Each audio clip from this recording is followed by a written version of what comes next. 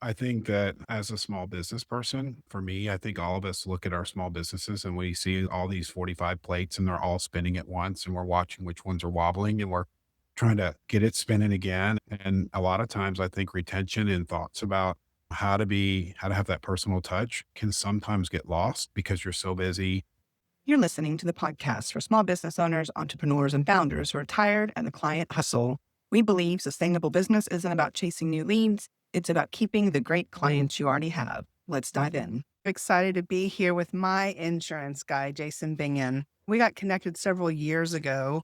It's hard to believe. I was going to look before we got on here, Jason, but I think it's been 4 or 5 years ago now. You hired us to help you with one project on Facebook, and then we actually were able then to continue helping you with some other things. And we've just been continuing to do this dance for the last few years. And it's really great to be part of your team. And so whenever somebody asks me about insurance, I'm like, I know a guy.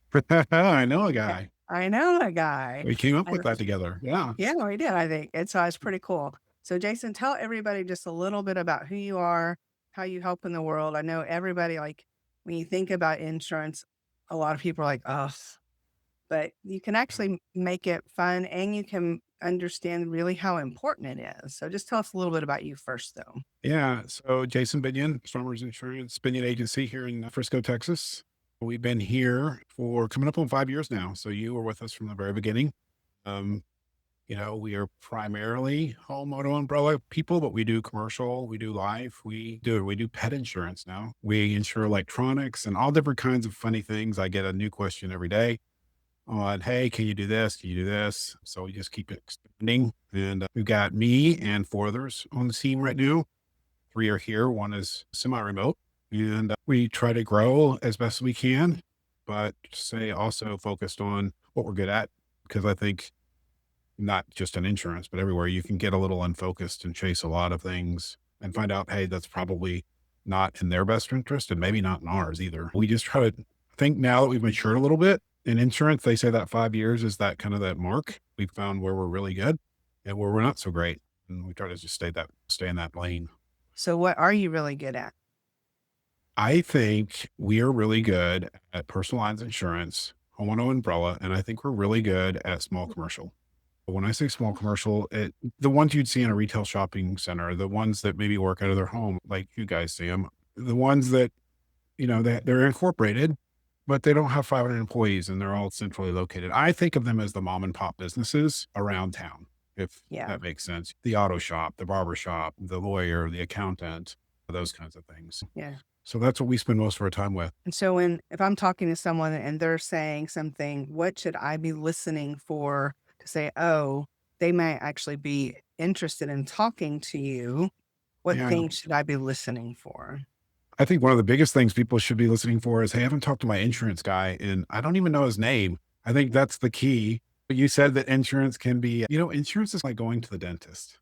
It's it's Hmm. maybe not the funnest thing to do in the world, but you absolutely needed to go do it. And when you're done with it, it feels better and things go on. And jokes aside, just like with teeth, if you don't take care of your insurance and understand what you've got going on, it can put you in real jeopardy. It could Yeah. really throw the wheels off your life roller coaster. And I've watched it over and over again where some little thing happens and they thought they had something and they didn't. And it's this deal that just hangs over them. It's a bill that they have to pay for years and years. And it can be catastrophic. It's not always that way. Sometimes it's just annoying. Yeah. Oh, So an example can you give us something like with a homeowner's policy, somebody thinks they have one coverage and then they don't, and what that might look like? I can tell you that, let's say that we're at home and our HVAC starts leaking and it leaks down the walls and it's now starting to come into the kitchen and it's just causing a real mess. The question is, do I have water coverage for that? And how much is it going to be to repair this? Is it worth calling the insurance company? Because if I don't know the answer to that, you could call the insurance company and you could be filing a claim that may not be necessary. And those kind of claims are actually worse than filing a real claim. They're called $0 payouts. So what we ask is people, hey, call somebody you know in insurance and say, hey, I've got this thing going on. Do you think it's worth me making a claim? We think it could be. Let's figure out how we need to walk through this together. So I think that people just need to be aware of, I think the most important thing is who am I going to call on the day something happens? Yeah. And And so I, instead of calling to file a claim right away or even think you're just getting information, but they're actually starting a claim, have somebody that you know personally that you can call. Like I would call you. right. And who are you going to call? That's so good. Yeah. A 5-minute phone call to say, hey, I've got this going on. What do you think? And we can ask a couple of questions and we can just direct traffic.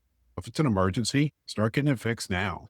That's number one. I mean, if you've got a hole in your roof, you need to patch the roof and then figure out what's going to happen.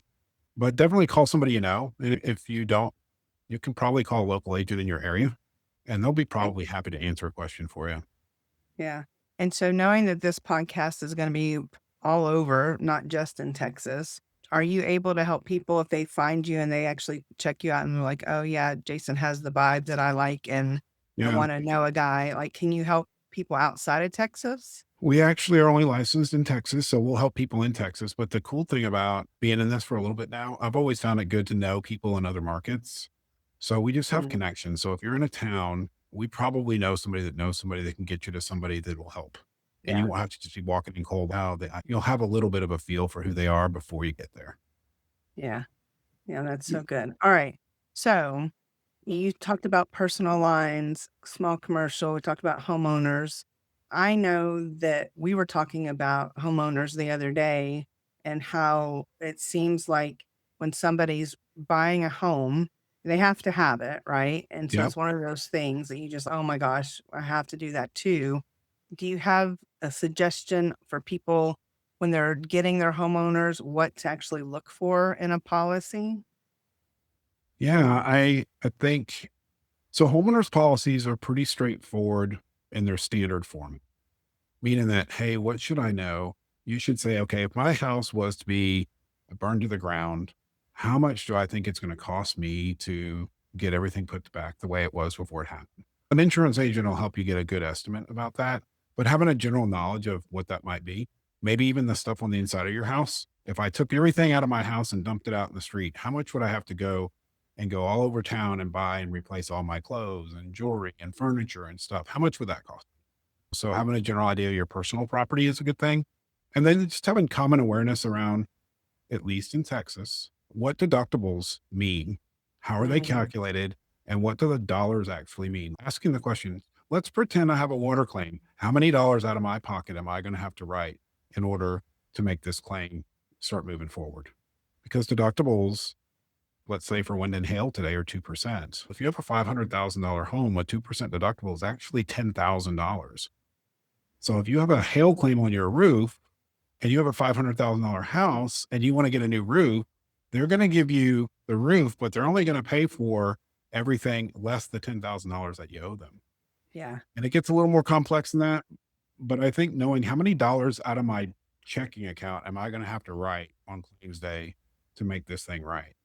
Because it can be shocking. Not everybody has just a whole $10,000 to go get a new roof, Yeah, no, but it's better than buying the whole $30,000 roof, right? agreed. Yeah, So, that's it for still sure, doesn't feel good, but it's just better. for sure. Understand what I hear though is understanding what you're gonna be responsible for if something happens. Yeah, I would just play the scenario. If my house burned down, what would happen?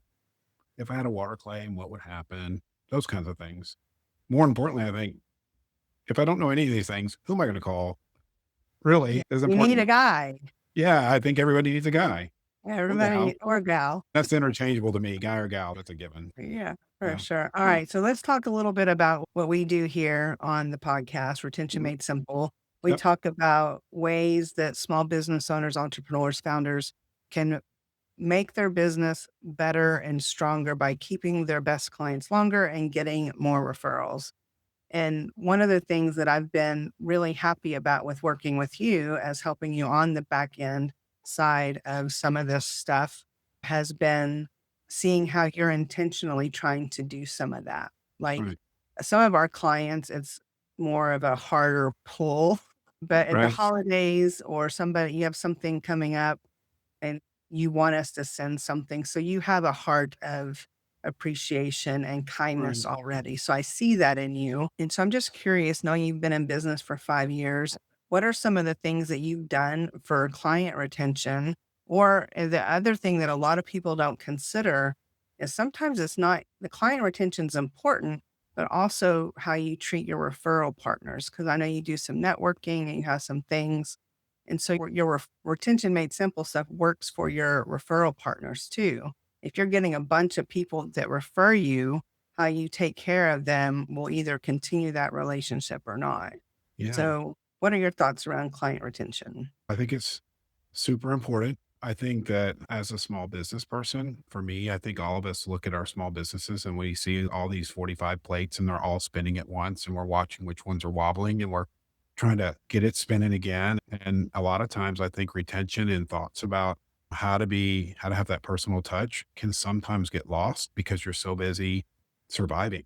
And while you're trying to survive and pick up new business, some of your old business, some of those plates start falling off because things change. And if they haven't heard from you and it's not that you didn't care about them, it wasn't really Right. even intentional. But I think retention in all of business, small businesses especially, but really anywhere, to to be intentional about how am I going to keep these people close to me. And a lot of times they're friends Yeah. or people we know or we've gotten to know Yeah, they or become friends, yes. yeah, like you and I, we became Yeah. friends out of referrals. We just happened upon, and now we're friends. But I think you have to be intentional. But I think you have to be more than intentional. I think you have to ask for help if you Mhm. don't have time as the owner to do it. So if you're doing 75 other things and that's one of the plates spinning, it's probably important enough to ask for help for somebody to come in and help you with it. And then secondarily, I think you need to have a system like, I think you need a standard operating procedure around, okay, when this person comes in and we sign them up, they're going to go into whatever that system is, whether it's manual, whether it's the newest versions of whatever technology is out there. Yeah. Manual works just as good as long as you're committed to it. But some of the new things can help. There's no doubt. Yeah. But you have to be intentional. You have to want to. You have to be willing. And then you have to have a procedure because if you don't, I found by my experience, I can't speak for everybody. If I don't have a procedure in place, it'll break down and I won't mean it to break down, but I'll get busy. Yeah. And if I have it mapped out, it's so good to be able to open something up and go, you know what? Let's go back to everybody and say, we need to start again and go back to our procedure again. And every time we do this, let's just go through that process. And That's so, for those of you watching, we didn't plan this. I just told them we were gonna talk about retention. But you said the 2 things that I believe are most important, and it's intentionality and having a system. right. Because if you don't have a system, it's just not going to happen, and like you said, it's not that you don't care, it's that if you don't have a system, it's just not going to get done. And the way I teach, it truly can be done with a Google sheet and a calendar, right? Yeah. So you don't have to use the tech. Sometimes the tech makes it better, but for some people, the tech isn't their friend and they just don't like the tech. Yeah. So they don't have to use it. Also seen tech make it worse, Yeah. Yeah. you know? Yeah. So I'm Yeah. sure you talked about It, that, but yeah. yeah. It can make it worse if you don't know what you're doing or a system glitches and they send out a bunch of stuff that it wasn't supposed to send out.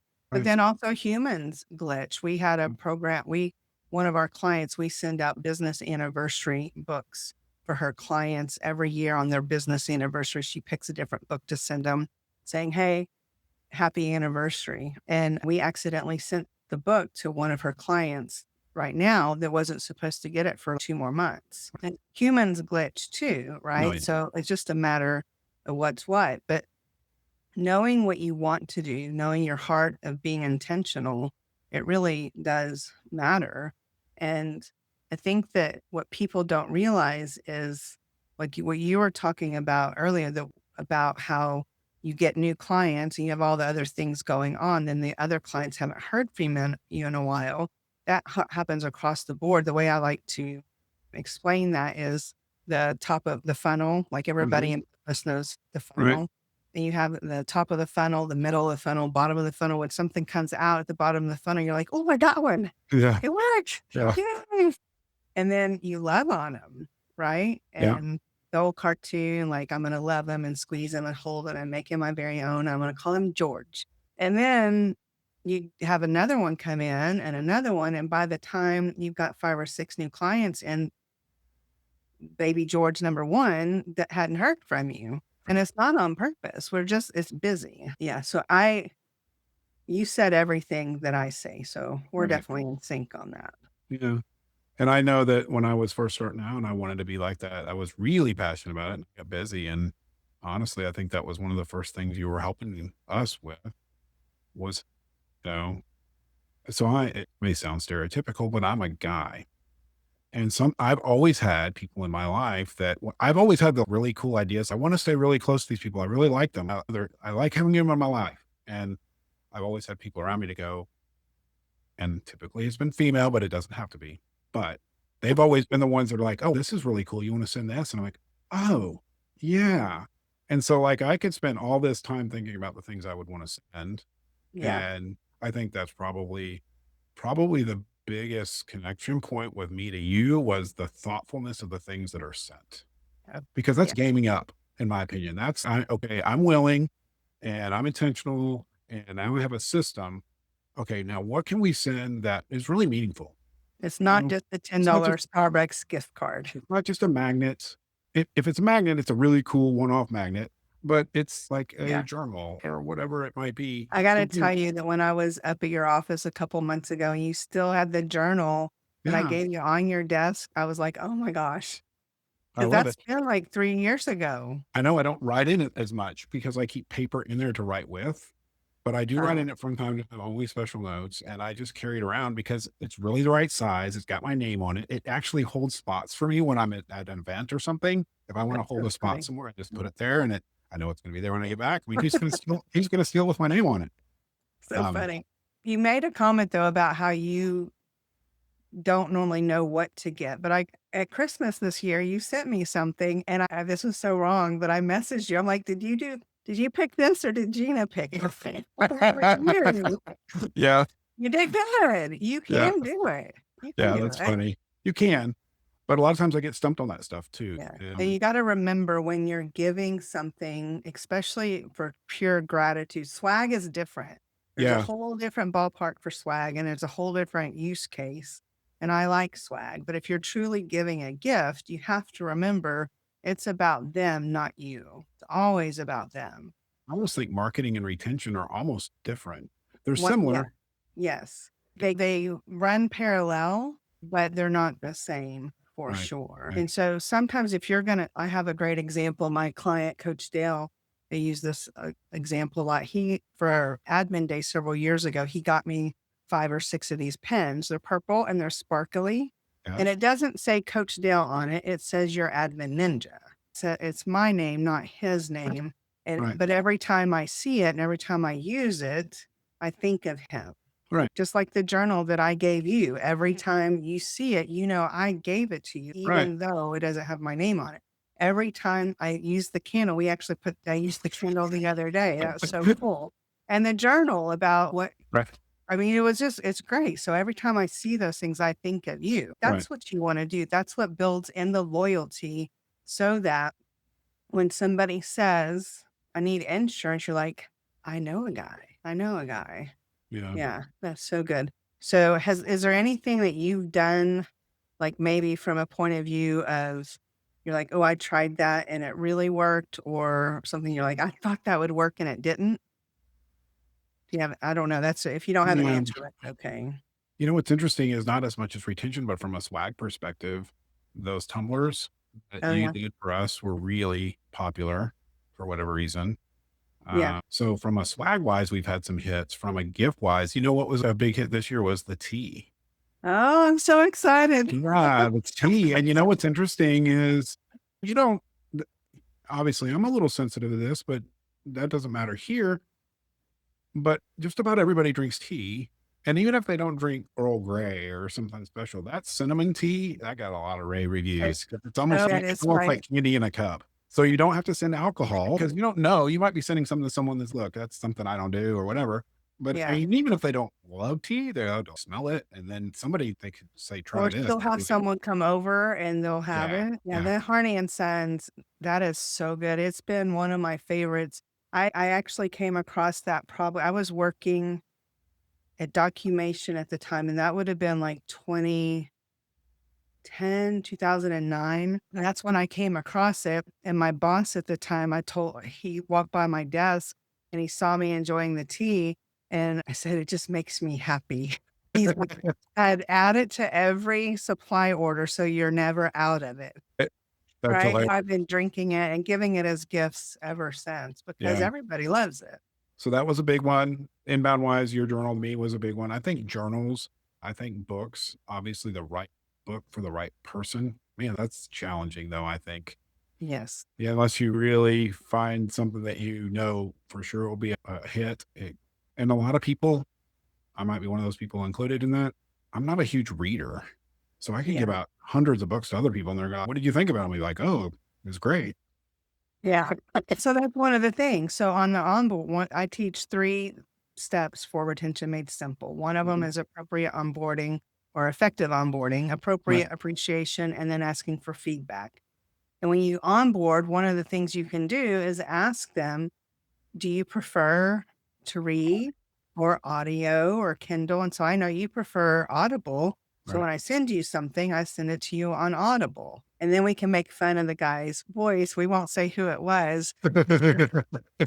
Yeah. But I know Right. you listened to it and you would have probably never opened the book. So Right. you have to make it about them, not about you. Yeah. Like, And you taught me this. I think that one of the things in onboarding your customers, like you just mentioned, was having that little questionnaire to say, hey, and if they don't want to fill it out, you could even call them, hey, you got 3 minutes? And they're going to go, why? And you go, I'm just going to ask you some questions, some one offs. You don't even have to think about it. You just have to answer. And then you know what? You don't talk about it for a little while 3 months, 6 months, yeah. whatever, a year later. And then you give them like a snickerdoodle flavored Twix. And they're like, how would they have ever known that? And it's those things. Yeah, and I also like asking what a favorite local nonprofit is, because for a lot of the people that we work with, at least they have everything they need, everything they want. And so to do something and actually do a $50 donation and you've done that for me in the past for one of Right. the nonprofits that I support, instead of sending me something, you Right. sent something to them.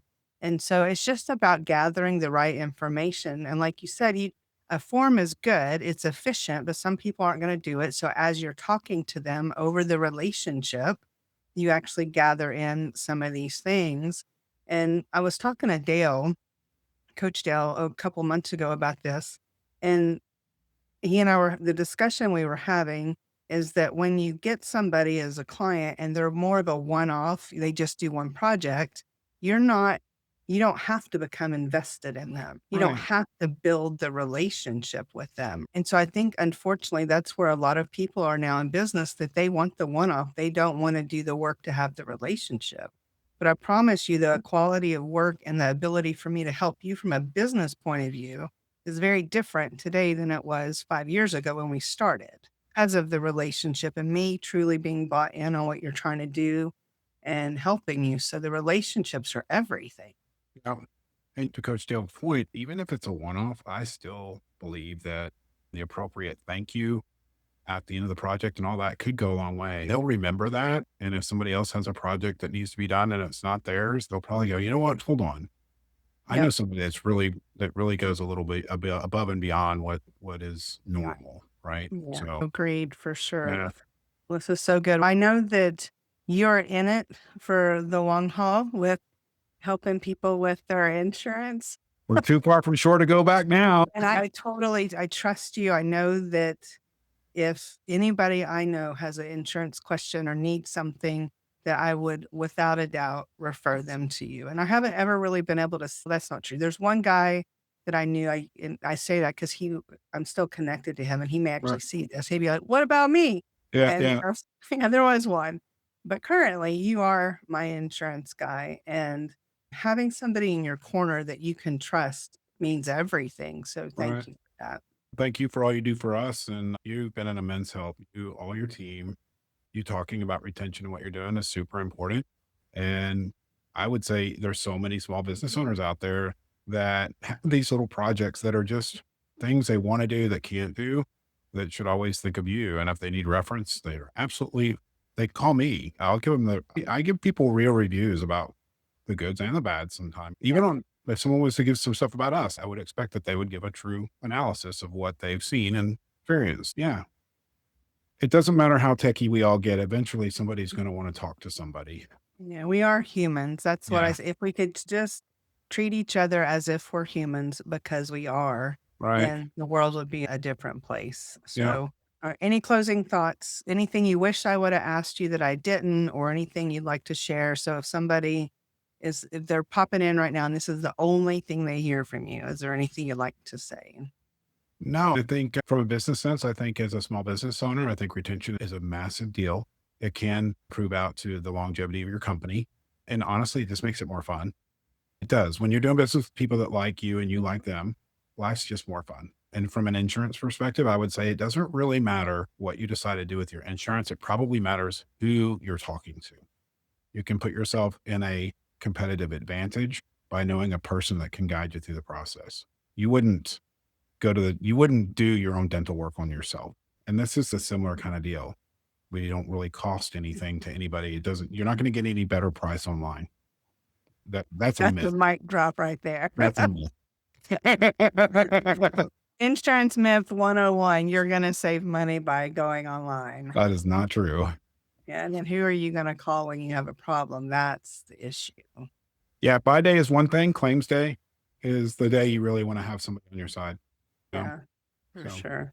Thank you yeah. very much, Jason. Remember, the fastest path to growth isn't always the next new client. It's strengthening your relationships with your current ones. And if you want to be a guest to share your tip or get personalized retention advice, check the show notes for details. Thanks for listening.